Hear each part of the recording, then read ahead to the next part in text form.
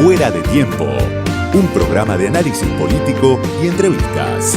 Una mirada propia. Fuera de Tiempo. Con Diego Genú. Hasta la medianoche, en Radio Con Voz 899. Javier Milei está de fiesta, el presidente de la Argentina. Hace rato que está festejando, descorchando, pero bueno, en estas horas además festejando su cumpleaños. Coincide la fiesta de Milei, la fiesta de Olivos, con un veranito en los mercados. Lo vemos en la baja del riesgo país, una cierta calma financiera, los dólares paralelos que Luis Toto Caputo logra controlar desde hace tiempo. Incluso acaba de cerrar un mes en el que por primera vez tiene el Banco Central acumulación de reservas gracias al blanqueo del gobierno nacional. Son algunas variables que empiezan a mostrar el vamos ganando o empiezan a sostener ese vamos ganando del gobierno de Javier Milei. La contracara, lo sabemos, lo decimos siempre en este espacio, por un lado una recesión muy profunda, una recesión muy prolongada, por otro lado también el aumento de la deuda en dólares. Hay que mirar los datos de la Oficina de Presupuesto del Congreso, hay que mirar los datos que dan algunas consultoras económicas para ver cómo, incluso en paralelo al ajuste que lleva adelante el gobierno, crece la deuda. Hoy de eso se hablaba también en el programa de Ernesto Tenenbaum con Jairo Straquia temprano. Bueno, es la contracara del vamos ganando que difunde el gobierno de La Libertad Avanza. Milei está de festejo, pero como decía, hace rato que viene el presidente festejando con lo que viene logrando. Un gobierno de extrema derecha sin experiencia política, sin mayoría legislativa, que viene ejecutando una violenta transferencia de ingresos, que viene logrando un ajuste muy muy profundo, que viene agrandando además la brecha en lo que tiene que ver con la desigualdad, gracias a la licuación de salarios, a la licuación de jubilaciones. Todo esto, el gobierno la semana pasada, Milei, Caputo, Federico Sturzenegger, lo plantearon como los éxitos de la gestión. También Sturzenegger decía, eliminamos los piquetes en un mes, hicimos un ajuste de 5 puntos del PBI en un mes. Por eso el gobierno hoy festeja, porque pareciera que va logrando lo que se propone. El presidente está festejando en Olivos, y no solo porque es su cumpleaños. Ya lo había hecho con el asado para los 87 héroes que habían blindado el ajuste sobre los jubilados. Este lunes, además, siguió festejando, siguió de fiesta el presidente con los gobernadores que lo ayudaron a blindar el ajuste sobre las universidades. Un ajuste que, como se dijo muchas veces, ni siquiera tiene que ver con reducir el déficit fiscal, porque era muy poco en la ecuación del presupuesto, era más bien un mensaje político, ideológico, el gobierno que quiere ajustar sobre las universidades. ¿Quién estuvo en Olivos este lunes? Los gobernadores, en algunos casos gobernadores provinciales, pero en otro caso gobernadores del peronismo. Estaba ahí Gustavo Sáenz, el gobernador de Salta, que tiene una fuerza provincial, pero que en su momento fue un gran aliado de Sergio Massa, tanto que fue su candidato a vicepresidente en 2015. Estaba Humberto Pasalacqua, el gobernador de Misiones. Hay una alianza ahí en Misiones donde gobierna el radicalismo, si uno mira a Pasalacqua, pero un frente que incluye al peronismo con Carlos Rovira, el hombre fuerte de esta alianza desde hace 2 décadas. Además estaba Osvaldo Jaldo, el gobernador de Tucumán, que rompió con Unión por la Patria apenas asumió Milei. Y por último, Raúl Jalil, el gobernador de Catamarca, que hace un juego más ambiguo, pero que hoy es uno de los socios preferidos de Milei, después de haber sido uno de los principales promotores de la candidatura a presidente de Sergio Massa el año pasado.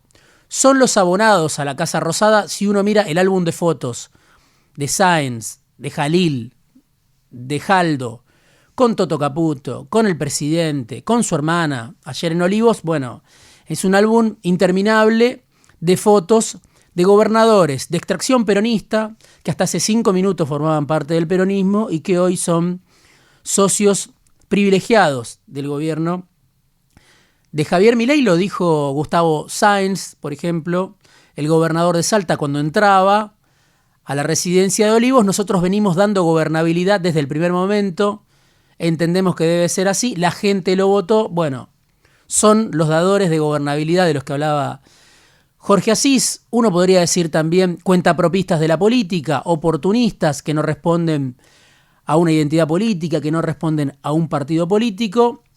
Otros podrían contemplar la situación difícil de los gobernadores, que siempre tienen que negociar con el poder central. Bueno, en algunos casos puede ser, en otros casos son provincias que se suman a un ciclo de negocios, a un nuevo ciclo de negocios, como el que propone La Libertad Avanza, con el litio como un recurso estratégico que ellos saben que pueden colocar en el mercado mundial.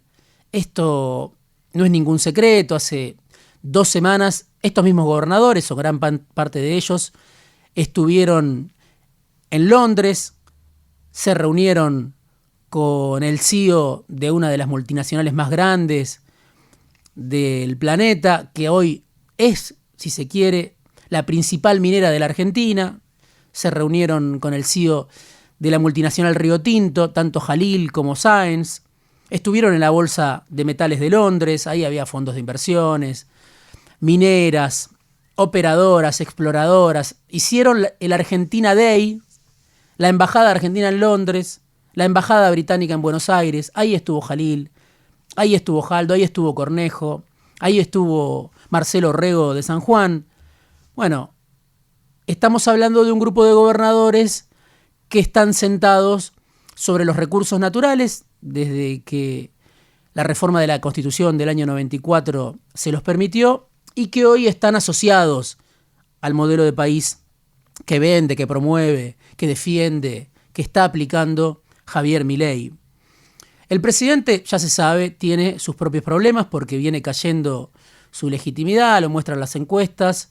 La está pasando mal la plana mayor del gobierno cada vez que sale a la calle. Hoy le pasó al presidente cuando salió al balcón y se encontró con la comunidad educativa, con la comunidad universitaria, pero le pasó la semana pasada a Sandra Petovelo, antes a Martín Menem, antes al propio presidente Javier Milei. Pero me parece que más importante incluso que eso es la impotencia que a veces siente la plana mayor del gobierno, porque dice: estamos haciendo un montón de lo que vinimos a hacer, de lo que prometimos, y sin embargo las inversiones no llegan. Era casi conmovedor la semana pasada en el coloquio de idea en el Sheraton de Mar del Plata escucharlo a Toto Caputo cuando decía esto mismo: hicimos el ajuste, muchachos, venimos a devolverle a ustedes los que le robaron por décadas, estamos acá por ustedes. Y me pregunto, decía Caputo, ¿por qué no hay más optimismo? ¿Por qué no hay inversiones? Bueno, ahí está el punto ciego de la euforia libertaria, de la fiesta de Olivos, de la fiesta de Milei. Una recesión que se prolonga mucho más de lo que se esperaba, que en algunos sectores empieza a atenuarse, pero que tiene un efecto paradójico, porque si la economía empieza a crecer, aunque no en todos sus rubros, en todas las esferas, en todos los ámbitos, pero si la economía empieza a crecer, la producción, sabemos, empieza a demandar más dólares para las importaciones. Ya se vio en el último mes, el superávit comercial se empezó a achicar porque las importaciones caen, pero no caen como caían en su momento, en los primeros meses del año. Y ahí el gobierno, claro, es un perro que se muerde la cola porque necesita la recesión para bajar la inflación y para que no se note tanto la sangría de los dólares que afecta al gobierno de La Libertad Avanza, algo que sabemos es un problema estructural de la economía argentina. Milei, como tantos otros, como muchos otros gobiernos también antes de Milei, intenta barrer este problema bajo la alfombra. Está Caputo en estos momentos en Washington pasando la gorra, tratando de conseguir clemencia de parte del Fondo Monetario Internacional. Está empezando la cumbre del fondo. Veremos qué consigue, porque claro, Caputo es el mismo que agotó el crédito universal durante el gobierno de Mauricio Macri, cuando era ministro de Finanzas. Está el ministro de Economía, junto a Pablo Quirno, que es el viceministro de Economía, junto a su socio histórico del sector privado, Santiago Bausili, el presidente del Banco Central, y junto a José Luis Daza, que es el viceministro ahora de Economía, que llegó hace unos meses, que es un chileno con muy buena relación con Washington. Algunos esperan que él pueda destrabar algún tipo de desembolso del Fondo Monetario Internacional para que Milei pueda cruzar el verano, para que Milei pueda llegar con más aire al año electoral, en el que lo espera una montaña de vencimientos de deuda. Alrededor de 25.000 millones de dólares tiene que pagar la Argentina, un poco menos si se descuenta lo que se le debe a los organismos de créditos internacional, pero es mucho. Y entonces hay que ver cuál es el papel de Daza. Pero junto a Quirno, junto a Caputo, junto a Daza, junto a Bausili, hay otro personaje clave del que se habla poco, nadie lo quiere mencionar mucho, que está en este momento en Washington, y es Leonardo Matcur. ¿Quién es Matcur? Bueno, es el representante de la Argentina ante el Fondo Monetario Internacional. Eso es hoy Matcur. Pero ¿quién era Matcur hasta el 10 de diciembre? Bueno, era el jefe de gabinete del ministro de Economía, Sergio Massa, ministro de Economía y candidato a presidente de Unión por la Patria.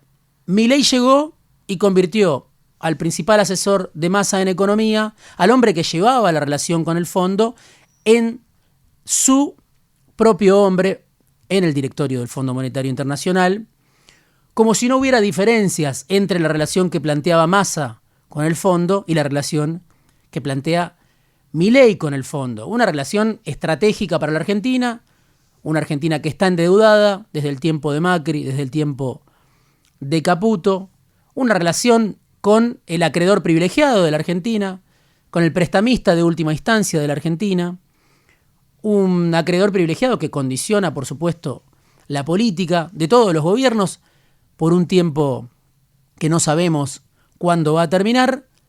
Y Milei tiene ahí como a su principal delegado a un hombre que trabajó para Massa y para el peronismo y para Unión por la Patria hasta el 10 de diciembre. ¿Quién es Matcur? Bueno, además es un hombre familiar de Guillermo Nielsen, hoy embajador de Milei en Paraguay, ligado a Roberto Lavagna, todo el lavañismo que trabajó para Massa o trabajó para el peronismo y hoy trabaja para Milei, como si no hubiera prácticamente diferencias. A eso hay que sumarle a Marco Lavagna, el titular del INDEC. Pero muchas veces cuando se habla del colaboracionismo, de los gobernadores, que hoy son socios del país que quiere Milei, se olvida que además hay un peronismo que trabaja literalmente para Milei. Podemos hablar de Matcur, podemos hablar de Nielsen, de Marco Lavagna y de muchas segundas líneas que formaron parte del gobierno que perdió con Milei hasta el 10 de diciembre. Hay que esperar cuáles son las noticias que trae Caputo de este encuentro con el fondo, pero en la política doméstica lo que vemos es que se habla de una tregua de Macri con Milei. Hay que ver cuánto dura, hay que ver cuál es la solidez de esa tregua.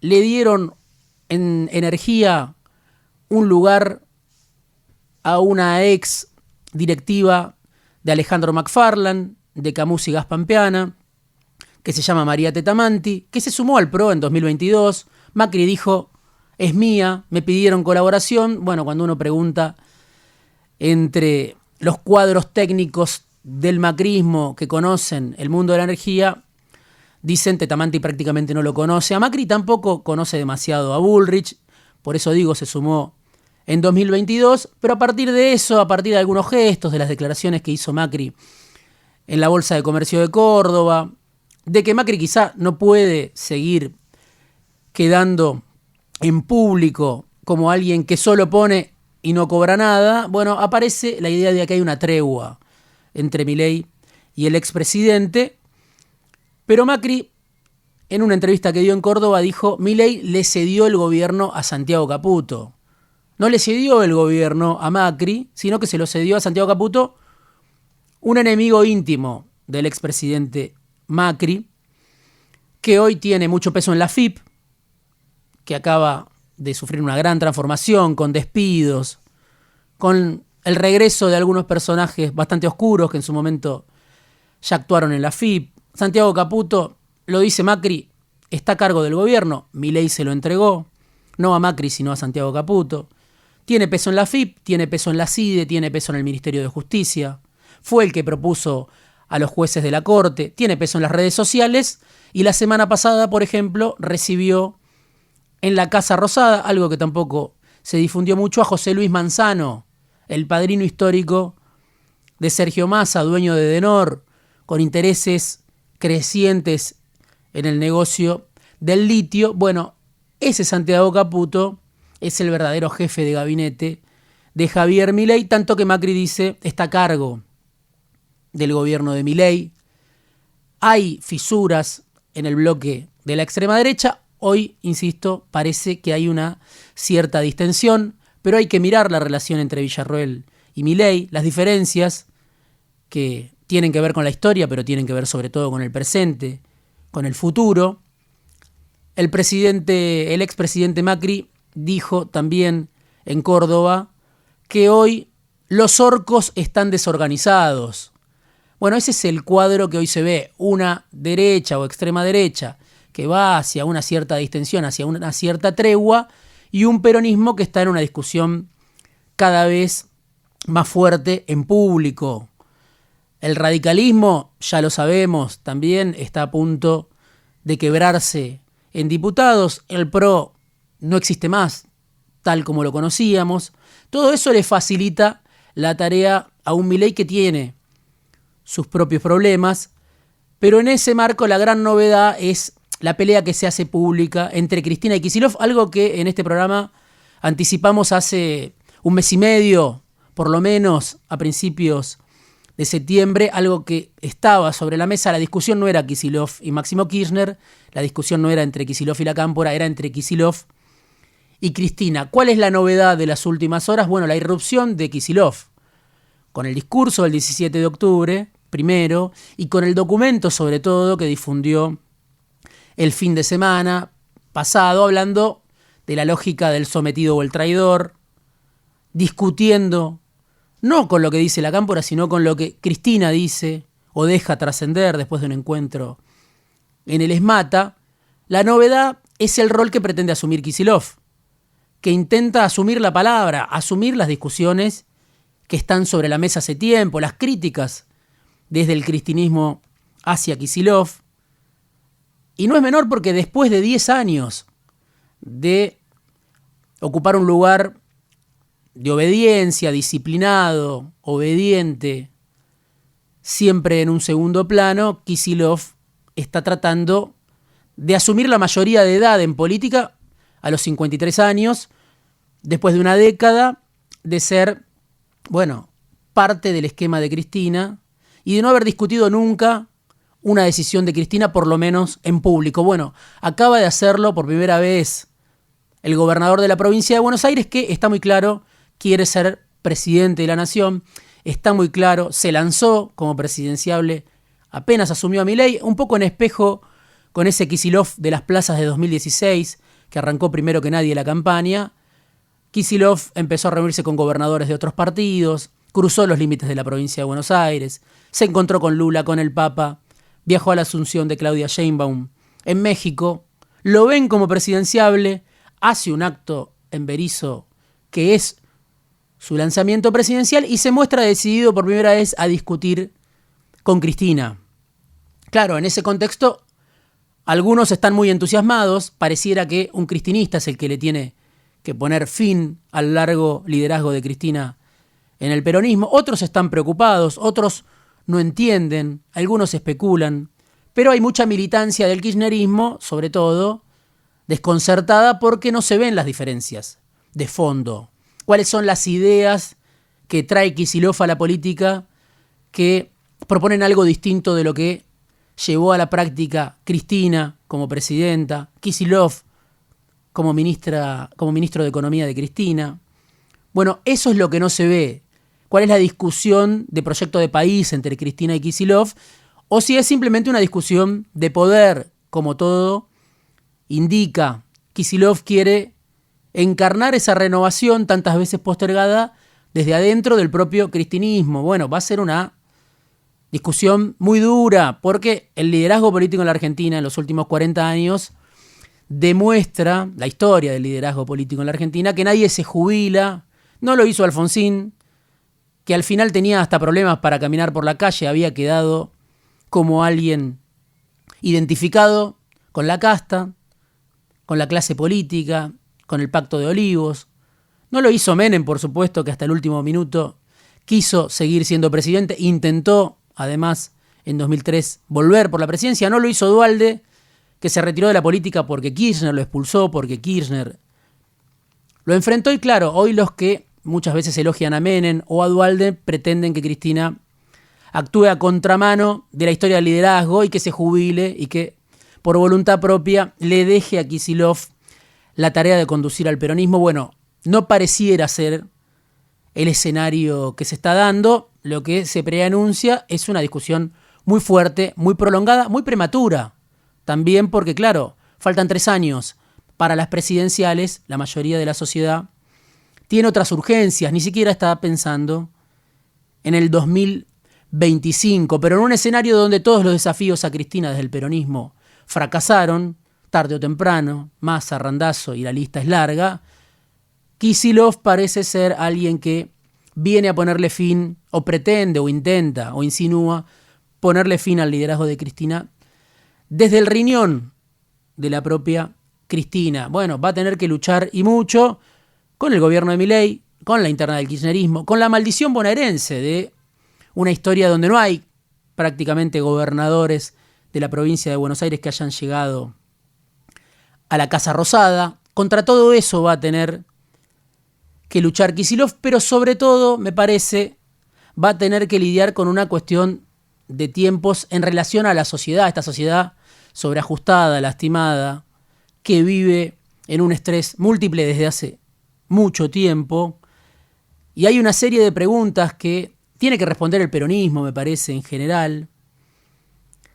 Si está la mayoría que sufre el gobierno de Milei hoy pensando en las candidaturas de 2025 y 2027, si está sintonizando el peronismo opositor a Milei con las demandas, con las preocupaciones de la sociedad, si ese peronismo que no entendió las demandas de la sociedad en 2023 entiende ahora qué es lo que reclama esta sociedad, la misma que apostó a Milei para decirle que no a Unión por la Patria, o si también este peronismo opositor, este peronismo de Cristina, de Kicillof, está sin saberlo, quizás sin quererlo, también trabajando para la fiesta de Milei. Fuera de tiempo. Una mirada propia. Diego Genú.